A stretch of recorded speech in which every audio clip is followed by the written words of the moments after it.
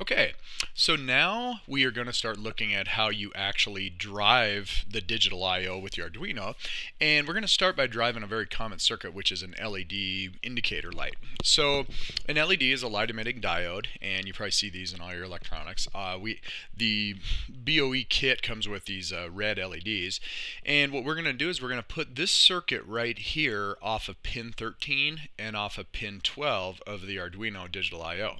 And what we want to do is put a 220 ohm resistor and a red LED in series to ground. So a couple things to bear in mind here. The resistors that you get in this kit are color coded, and we want a 220 ohm one. So the way that you look these up is you use the resistor code color codes. And for a 220, it's going to have a code of red, red, brown, and that stands for 2, 2 followed by 1, 0. So in your kit, go ahead and grab two of these red, red, browns. And then you're going to connect that in series with an LED. Now the way that an LED works is it's actually polarized, so it's got a plus and a minus.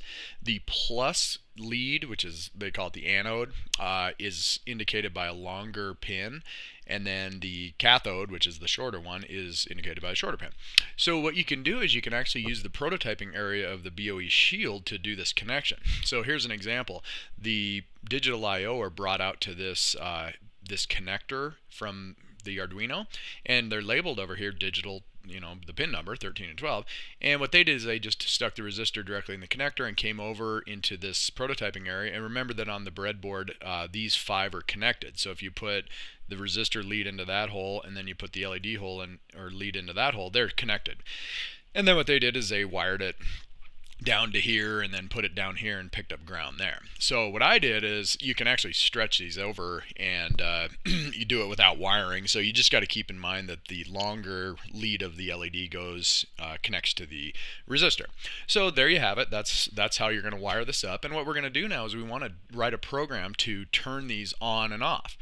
So the way that you do it is there's two instructions or two functions that we're going to use, and the first one is going to be called pin mode, and it's how you set up an Arduino digital output to be either an input, or excuse me, an I/O pin to be either an input, an output, or an input that has a pull up resistor on it. So don't worry about that right now, we're going to do it as an output. And then all you do is you use a function called digital write, and you just tell it what pin you're going to write to, and then you give it a high or a low. Now in a digital signal, high means it's going to typically be a high voltage, the highest voltage that the Arduino uses, which in this case is usually a 5 volt. It can also be a 3.3 volt on some systems. And a low is going to be the lowest voltage, which is going to be 0 volts or ground.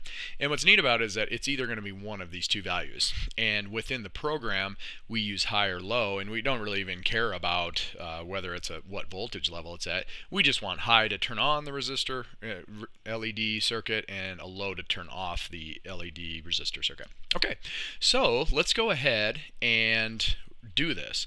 So what I'm going to do is I'm going to fire up a new Arduino Sketch, and the first thing I'm going to do is I'm going to go ahead and save it. And if you're looking at the the parallax tutorial, you'll notice there's actually chapters in it. So let me go to the desktop here. And so what I want to do is I'm going to start naming these sketches a little bit more descriptive, since they have, for each chapter, there's like an activity 1, 2, 3, and so we can't call them activity 1, 2, 3 anymore, or else it doesn't make sense. So I'm actually going to call this chapter 2, and then this is activity 2, and we'll just call it LED blinking. Okay? And let's go ahead and do this. So the first thing that I'm going to do is I'm going to come into my setup, and whenever I access the I/O, I always like to have the serial monitor going, because I'm going to be able to print stuff to the screen in order to kind of tell me what's happening with what's going on my system. Okay, so I'm going to go ahead and set up the serial monitor here by doing serial and then our traditional begin, and this is just a nice way to kind of debug things. So let's go ahead and go serial.begin, dot begin and set it up to be 9600, and then I'm going to go ahead and do serial dot print, and I'm going to do this activity to LED blinking, and I always do that so that I know that it's running the program that I think it is. And now what I'm going to do is I'm going to use this new function called pin mode, and all I do on this is I give it the actual pin number that I'm going to mess with, that I'm going to configure.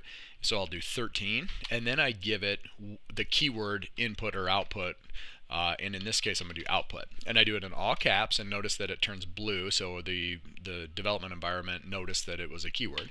And I have just now set up pin 13 as an output. So great. And what I can do now is let's do the exact same thing on pin 12, and you can do it by copy and paste. And now I have set up pin 12 as an output, and they're ready to go.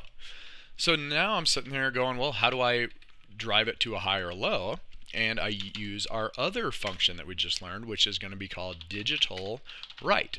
And the way that this digital write works is the first argument is going to be the pin number. So let's go ahead and write to pin 13, and then I'm going to set it to high. And what that's going to do is it's going to turn on LED on pin 13. And okay, life is good. So now let's go ahead and copy and paste that and do it for pin 12, and then we'll do that. But when I run my program, they're just going to turn on and off, or they're just going to turn on.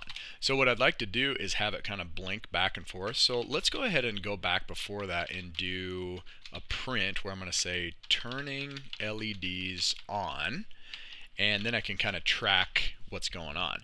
Because I just turned them on, let's go ahead and now wait a second and then turn them off. So I can wait a second by doing a delay of 1,000 milliseconds using our delay function, and I've basically turned them on and waited. And now with a copy and paste, I can simply say, all right, now let's turn them off.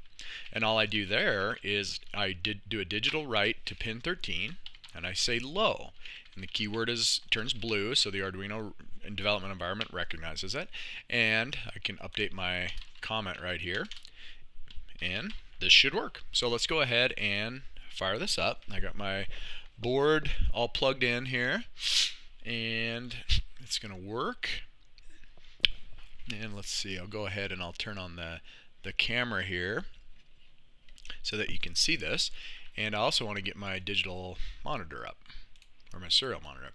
All right, here we go. Activity 2, LEDs blinking, and on and off. And here we are. So check this out. I have my LEDs on here, and they're both turning on, both turning off at a rate of 1 second. I did it. Pretty simple, pretty straightforward. And now, why don't you go ahead and do it? So go ahead and pause the video and code up an Arduino Sketch to configure pins 12 and 13 as outputs using the pin mode, and then use the digital write to turn them on and off at a rate of 1 second, and then go ahead and print something to the serial monitor like I did so that you can kind of track what's going on. So go ahead and do that.